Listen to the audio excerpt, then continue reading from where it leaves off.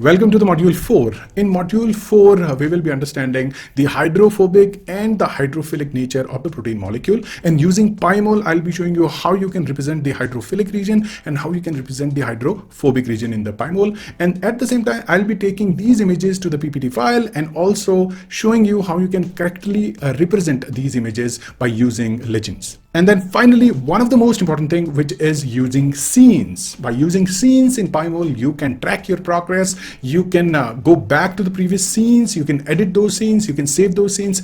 Believe me, it's really, really important that when you make progress, you should save the PyMol sessions in a specific scene order so that you can get all those scenes when you require them. Otherwise, it becomes very, very difficult to collect the data of all the steps that you have performed. So I'll be showing you that in detail, so you'll understand how we can create scenes and how we can save the scenes.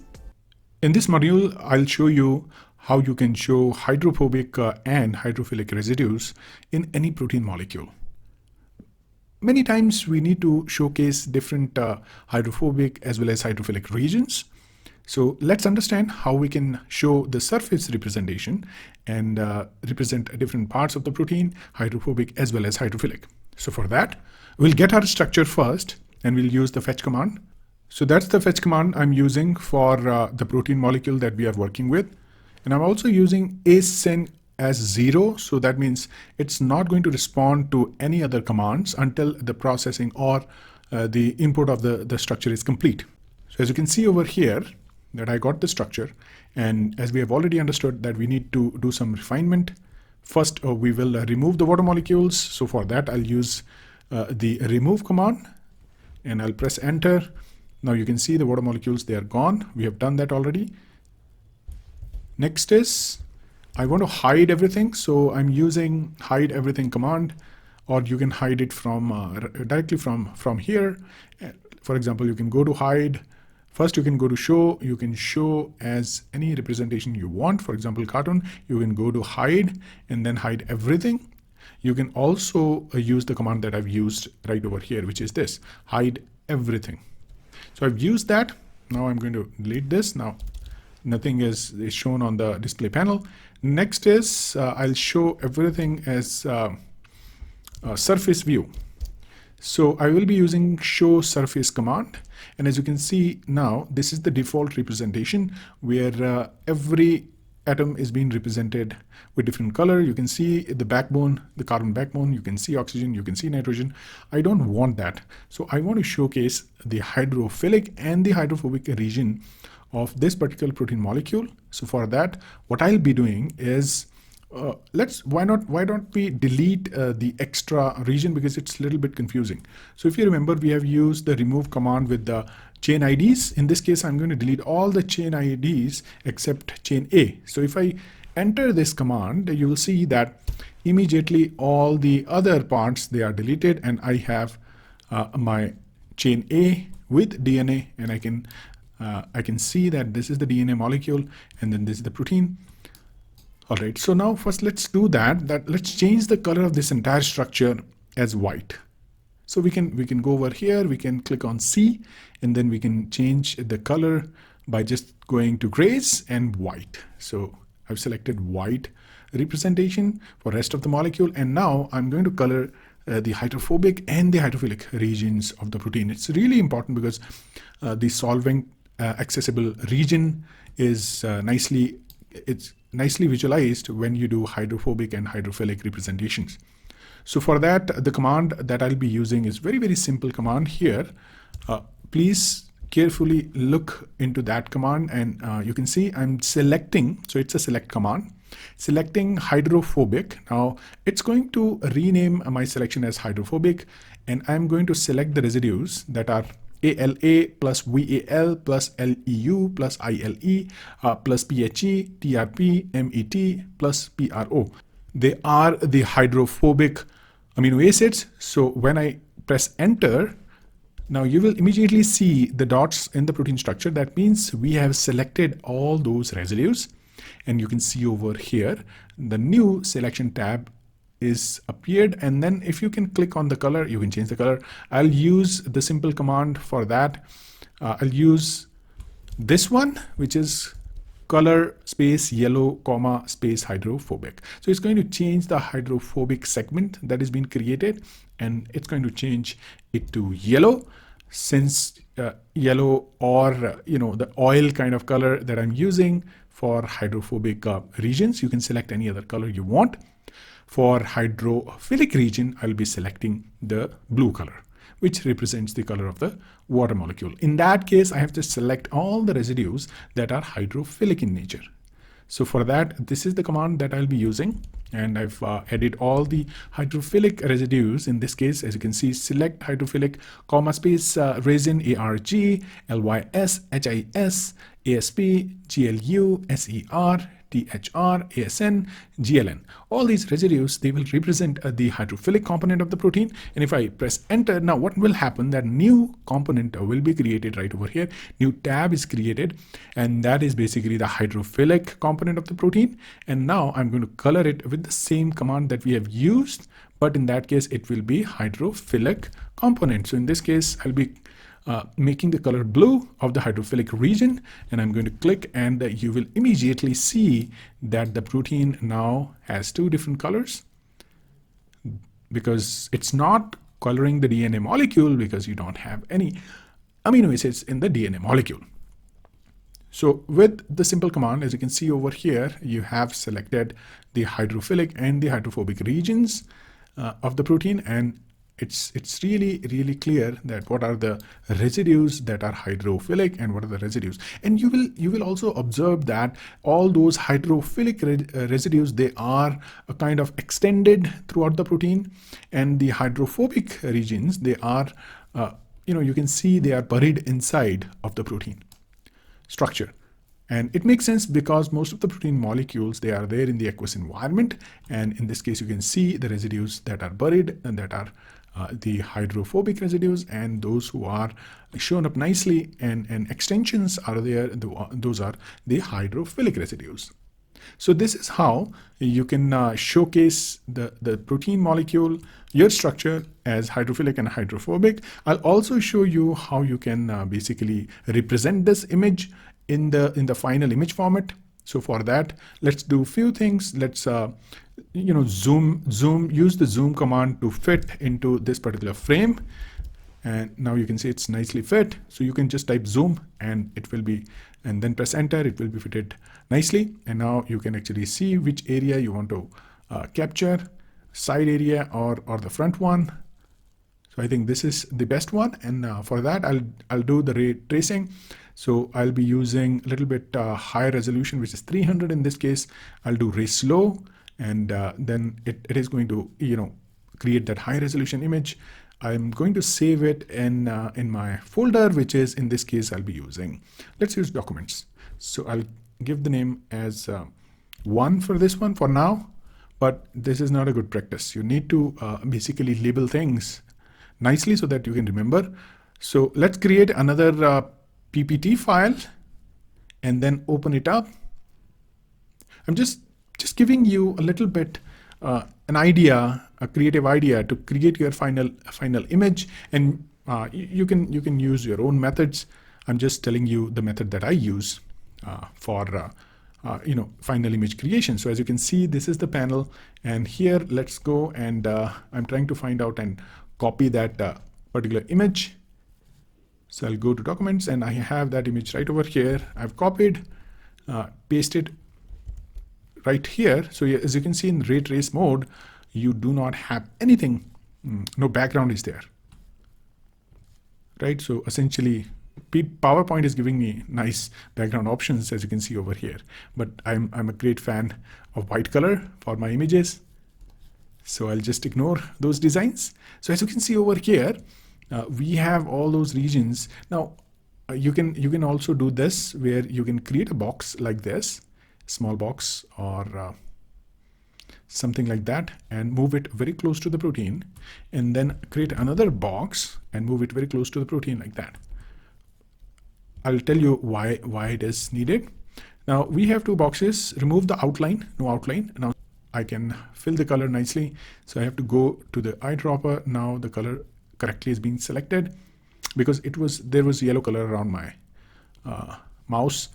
Now I'll go back to eyedropper. I'll select the yellow color. So as you can see over here, and if you want, what I usually do is I'll increase the color of the shape outline a little bit darker than I'm using right now. So I'll just go a little bit darker right like this. And then for this one, I'll also do the same.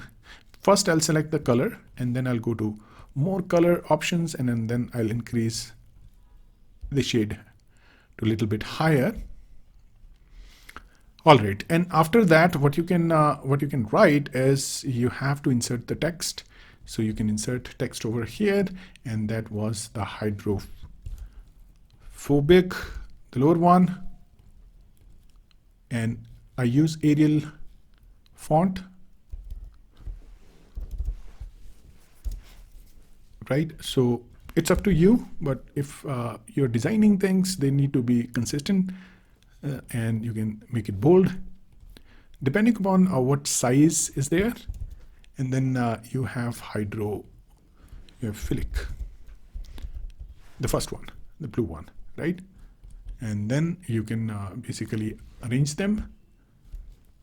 So this is the final image right now we have, and this is how you can create the hydrophobic and hydrophilic residues. You can create the image which represents these regions, and then you can save it. I'll close this down, and next I'll save it. And now let's move on to the next part. Now, as you can see over here, there is one issue with PyMol. This is really a major concern, that you cannot redo or undo things. So for that, we have option of scenes. As you can see over here, we have the option of scenes. I'll show you how you can use scenes, and believe me, that is going to make your life much easy when it comes to handling PyMol, because you cannot basically go back to the original position. If I want to go back to the original position, I don't know what I'll do, because I have to again start from the scratch. So if I show you how you can use the scenes, that would be really nice, because it will help you arranging all those things, and you can have multiple snapshots of your workflow. So how we can do this is basically I'm going to hide everything. So I'm going to hide. Now I'm hiding everything, right? So let's say we'll show the protein structure as cartoon. This is the first step we have done. Now, as you can see over here, the residues are also highlighted in different color. So this is the first work that you have done. Now I want to save this progress as a scene, and you should always do that. So how you can do this, there is a simple command that you use, which is this, where you'll type scene space 001, that is the number of the scene, and you can keep on storing all the scenes, then comma space store. If I enter this, you will immediately see that I have a small 001 tab option right over here, and this is the scene 1. And let's click on hydrophobic region and show this region as dots. So now this is one change that I've done. So I can again go back to the same command, and I'll just change this number to 2. And what will happen, and I'll press enter, this is a new scene that got created. Now let's go to the hydrophobic regions and then show this with, let's say, spheres, right? The image is getting really nice. Okay, so this could be another way to represent these regions, which is much nicer, just the surface view. Anyways, so you can be creative. Now I have to save this as my third scene, which is scene space 003, comma space store. Now I will be entering this. Now I have 3 scenes right over here. Now I can switch between all these scenes. For example, I can go to scene 1. Now, as you can see, this was the scene 1 that we have saved. I can go to scene 2, and I can see that I've added this. I can go to scene 3. As you can see, I've added these things, right, one by one. And then we can actually show everything with a mesh. And that could be our scene 4. So as you can see, we can keep on creating all those scenes. And if I want to probably save this particular structure, I'll go to first one, I want to showcase that how I have, shown the cartoon representation. I'll go immediately go to the ray tracing. I'll just take the low resolution image and then I'll save it again in the documents. So that's the second one. I'll go back to the scene 2. Let me quickly just save all these images and then show them into the PPT that we have created. So this is another one. Now let's go to scene 3 and we can basically go and raise slow, save the image, and then go to the documents, and we can save in as image 3 was already there, so 4. All right, and then we can go to, probably I have another file which is named as 3. So I'll go to this again, save, go back, ray tracing, save the image, and then it'll go to the documents, and then 4 was already there. Yeah, anyways, so I have saved all those images. Now let's open our PPT file and then go to the documents where I have all those images. I have a folder here. I'm copying all those files, and then I'll create a new slide right over here and then paste them. And as you can see, all of them, they are arranged like this immediately. So as you can see over here, this is how you can create various images, various representation, and then analyze the data, use the scene, and then create beautiful images and represent them in PyMol for your protein research, and then get rewarded as a very high quality publication. So all right, so this was all where we have understood how we can show the hydrophobic and hydrophilic regions of the protein, how we can use scenes to store our different sessions. And finally, let's save this file, save this session by going to File and Save Session. And then, you can name it anything. I'm just saying demo2, and I'll save it in the desktop folder. And this is the progress that I've saved. Every time, please do that. If you don't save it, all the progress that you made is going to go away. The same for this PPT file, right? And this is the session that has been created. If I double click on that one, you can reopen the session and it will reopen with all the scenes, and it will also reopen from the that exact progress stage that you made in this particular PyMol session. So, all right, that was all in this module.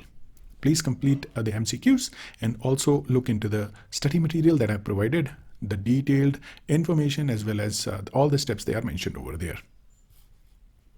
All right, everyone, thank you so much for taking this particular course and understanding all the things. And hopefully now you should be able to do much more advanced things by using PyMol. And this is going to help you in your particular course, in your particular research project that you're doing.